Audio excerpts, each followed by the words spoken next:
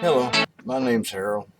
I just today got back from California. I imagine some of you heard that they were having a get together out there for YouTube people who had YouTube channels, and of course any viewers that wanted to attend up to 200 people.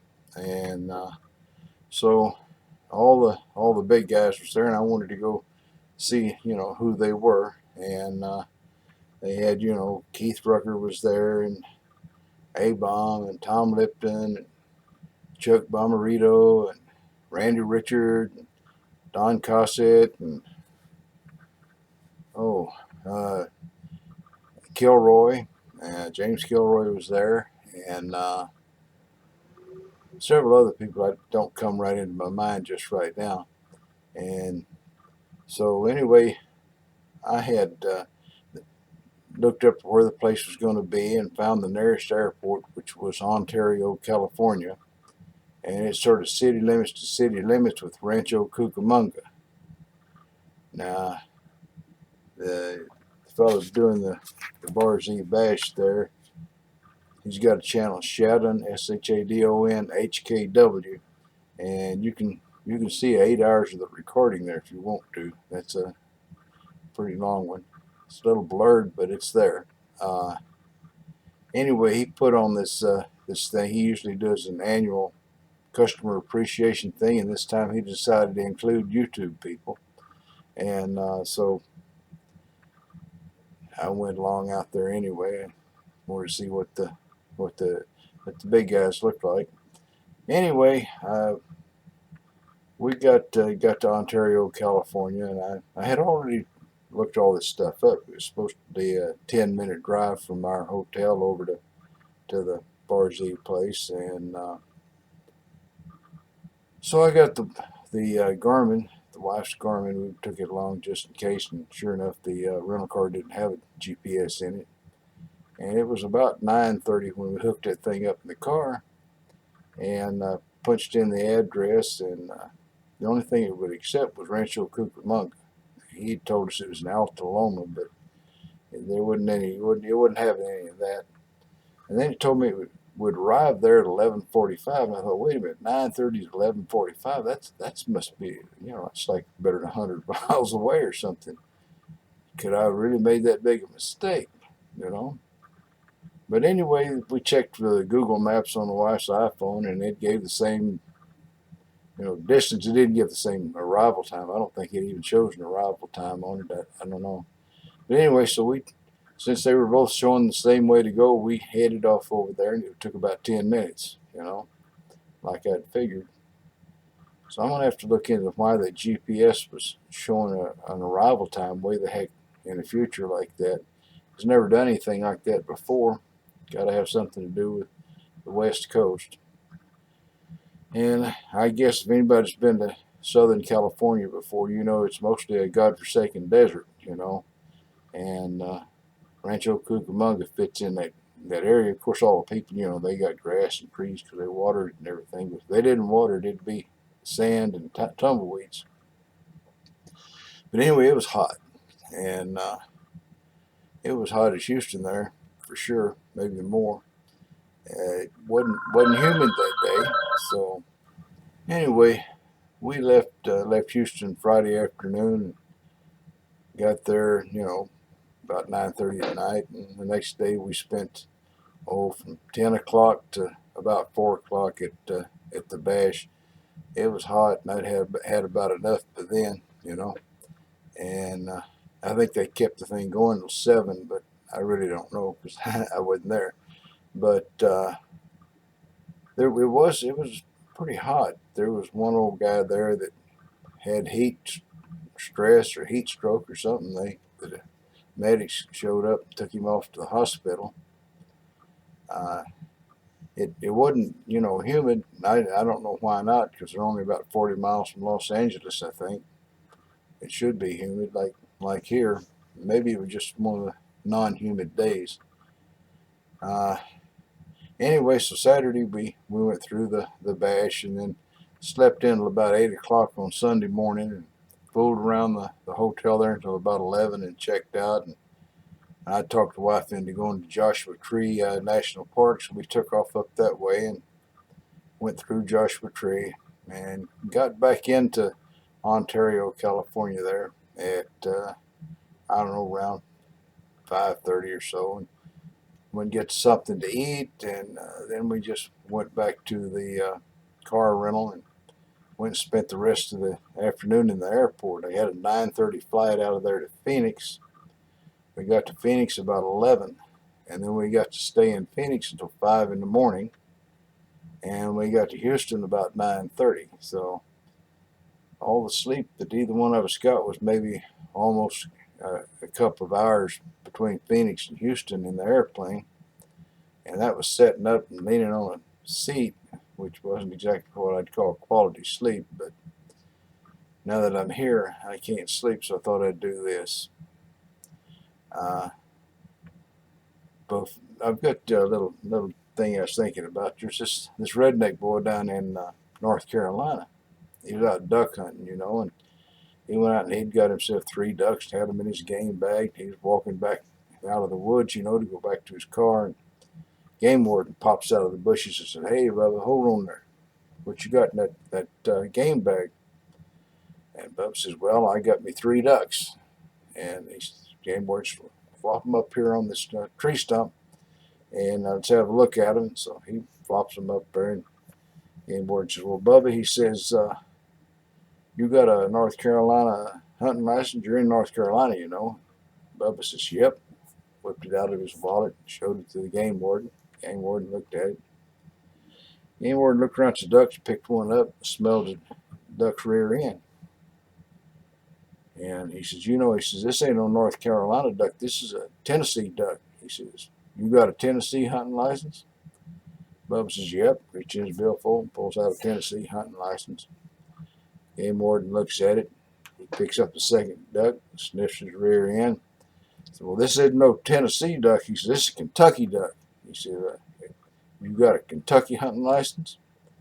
Bubba says, "Yep, got one right here," and pulls it out of his billfold, shows it to the game warden. Warden looks at him, he reaches over and picks up duck 3, you know. Sniffs his rear end, says, "What?" He says, "This ain't no Kentucky duck or Tennessee duck, either one. This is a South Carolina duck." He says, "You got a South Carolina hunting license?" Bubba says, "Yep, sure do." Reaches his billfold, hands it over to the game warden. Game warden kind of took aback here, you know. He said, "Well," he says, "all right, Bubba." He said, just where the heck are you from anyway?"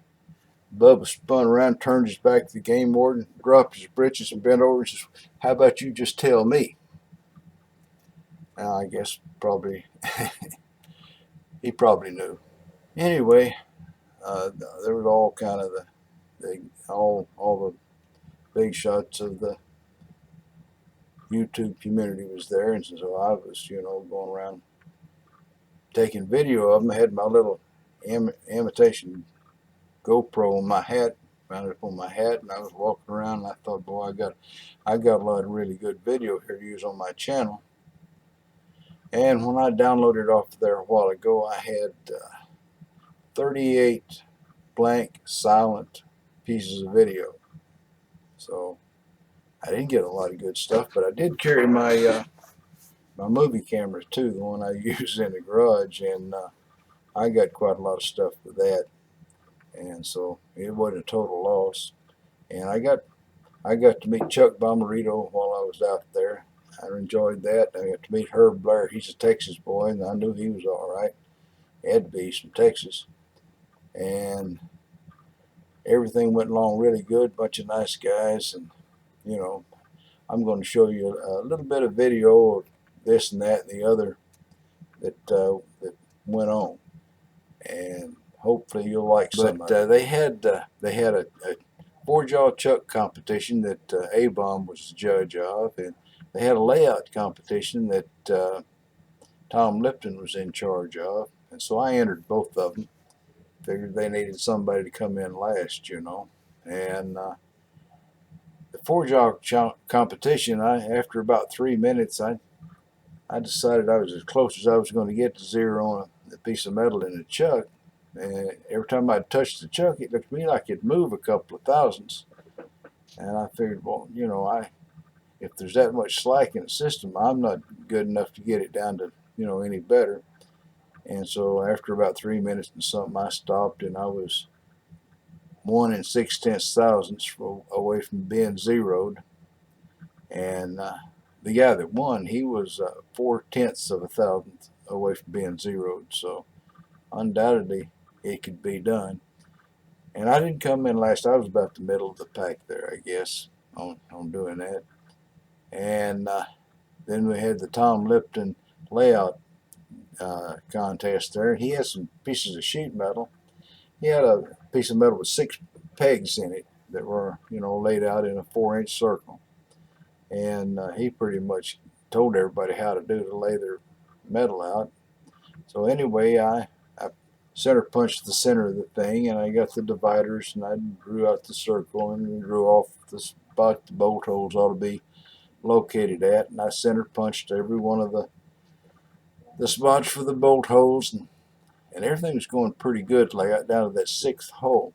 Now this little sheet metal punch is right in the middle of the punch. There's a little point sticking down, and you could stick that point down in your center punch hole, and then when you punch it, it should be centered up on that. Well, the last hole, I don't know how I did it. The last hole, I let it slip a good half of a hole off of where I wanted it. And I told Tom Lipton, I said, son of a gun, look at that, I really messed up. And he says, well, he says, is your center punch hole still there? I said, yeah, I missed it that much. The center punch mark's still there. And he said, well, see if you can punch it again. So I centered it up, and it slid off that sucker. It wouldn't stay in the hole. So I didn't win that either. But I think if I hadn't messed up on that hole, I could have been at least 2nd place or contender for 1st, because all of when he laid it down on his test thing there, all the other holes sort of sunk down over the pins, and the only other guy whose hole sunk down over the pins was the winner. So I'm going to show you some video of that in a little bit, and of course I'll speed up the other guy's stuff and slow down my stuff, you know. Sorry. Oh.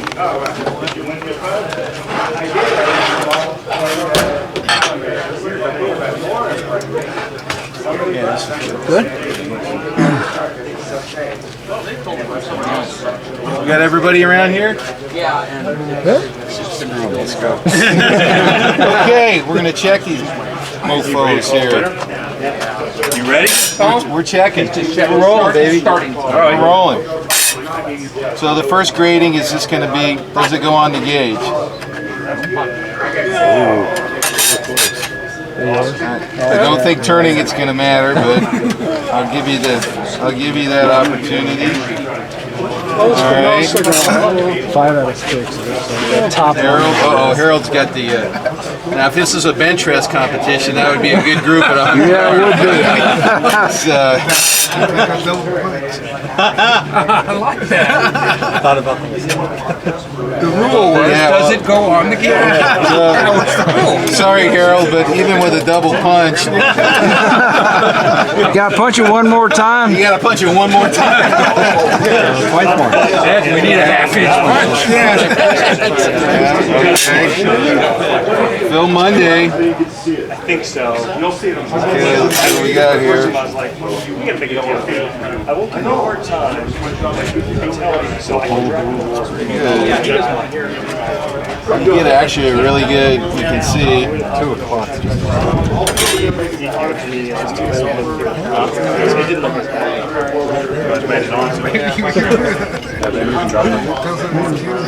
Alright. This one's actually fairly close, so I'm going to set that one aside. So maybe, depending on how this all goes. We'll do a closeness. Yeah, I don't know how we'll judge the. Just one pin off. Oh! Hit it with a hammer. I can't take all this agony, this defeat today. Oh man, That's pretty good. That's damn close. All right, this goes in the RCH pile. So, all right, I forgot his name. Al Edwards, right?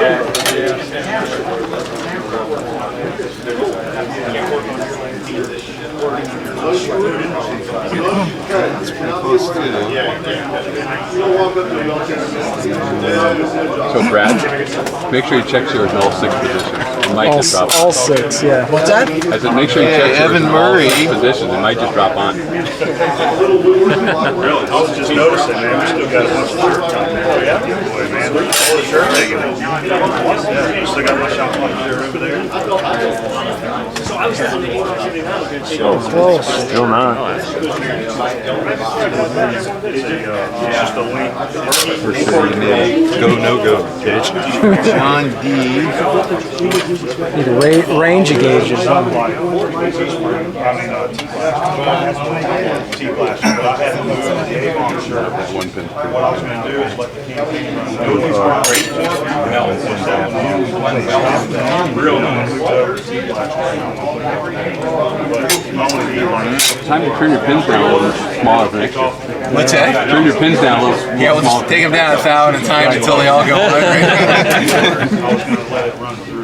Some of them might not end up with any pins left. That's what we do. We get them a rat tail file. The fastest guy to get it to fit. I know, you've been wanting. That's why we fucked with you when we were at Tom's. Okay, Rob. Oh, the Dicom guy using the black Sharpie for Dicom here. I couldn't see him otherwise. Close. That's pretty tight. Yeah, I think that one hole was a center point. There's a whole bunch. In the RCH file. You do realize this is outside the conventions for normal sheet metal. What's that? I said plus or minus 5 or whatever. Yeah. Definitely tighter than normal sheet metal.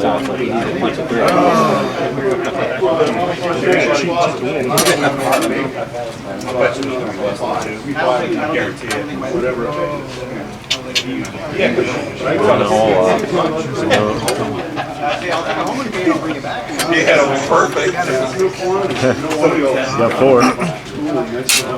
I just have those 2. Caleb. What? What does RCH stand for? That's not for primetime TV. It starts with red and ends with hair. You know what? And I know that. I thought everybody knew that. This is military term. Water out here. It's pretty close here. Alright, Colin. Yeah.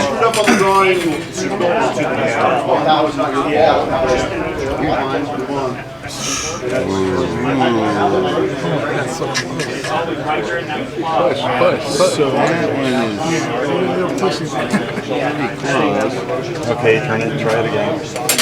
Put it on the sun for a minute, let the holes get warm up, get bigger.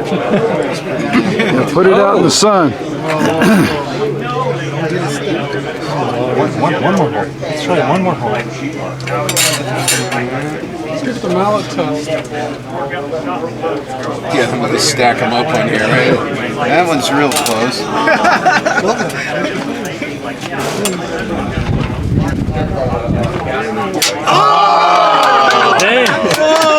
That'd be me. Right on. Okay, there's one. That is nice. Okay, turn it. I was trying to be careful. He was. Oh, He took his time. Adrian took his time. Yeah. All right, so there's one that fits right on. Okay, we got one more here. Where's yours? You were here in the close file. This is too hard. Or what? That's the thing. Everybody was trying to do it fast. yeah, I tried to do it fast. That's really close. BCH.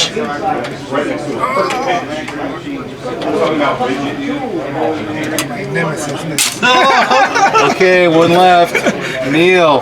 Come on, Neil.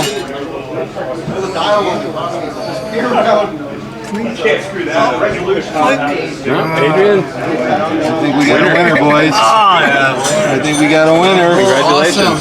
Wow. All right. All right. Adrian, congratulations. Big job. Attention to detail. I paid attention when he was. All right, when he gave us A+. instructions. Good job. You can frame that. All right. Cool. Might You as well gonna sign say it. that? Might as well Yeah. sign it. Oh, okay. All right.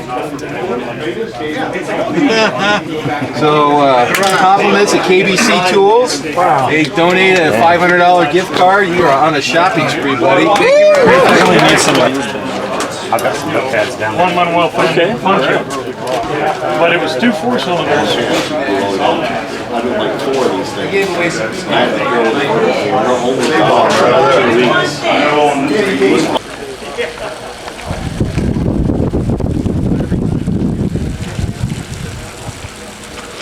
We're going to find out if that's city cornbread or real cornbread.